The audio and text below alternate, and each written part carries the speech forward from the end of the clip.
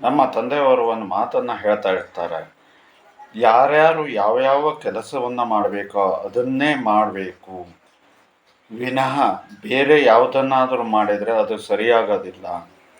ಅದನ್ನು ಮಾಡಿದರೆ ಮಾತ್ರ ಅವರಿಗೆ ಉತ್ತಮ ಅಂತ. ಅದು ಯಾಕೆ ಅಂತ ಹೇಳ್ತಕ್ಕಂಥದ್ದು ಈಗ ನಮಗೆ ಅರ್ಥವಾಗ್ತಾ ಇರತಕ್ಕಂಥದ್ದು. ಈ ಒಂದು 15 ದಿವಸದ ಹಿಂದೆ ಅಷ್ಟೇ ಮೂಲತಃ ಶಿವಮೊಗ್ಗದವರಾಗಿರ್ತಕ್ಕಂಥವರು, ಅಮೇರಿಕದಲ್ಲಿ ಉದ್ಯೋಗದಲ್ಲಿ ಇರತಕ್ಕಂತಹ ವ್ಯಕ್ತಿಯೋರ್ವರು ವಿಪರೀತವಾದಂತಹ ಸಮಸ್ಯೆಯಿಂದ ಬಳಲ್ತಾ ಇದ್ದರು. ಅವರ ಮನೆಯವರು ನಮ್ಮನ್ನು ಸಂಪರ್ಕವನ್ನು ಮಾಡಿ ಎಲ್ಲ ರೀತಿಯಾದದ್ದನ್ನು ಕೂಡ ನಾವು ಮಾಡಿದ್ದೇವೆ, ಆದರೂ ಕೂಡ ಸರಿಯಾಗ್ತಾ ಇಲ್ಲ ಅಂತ ಹೇಳೋದಾಗಿ ಕೇಳ್ಕೊಳ್ತಾರೆ. ತದನಂತರದಲ್ಲಿ ನಾವು ಅದನ್ನು ಕೈಗೆತ್ಕೊಳ್ತೇವೆ.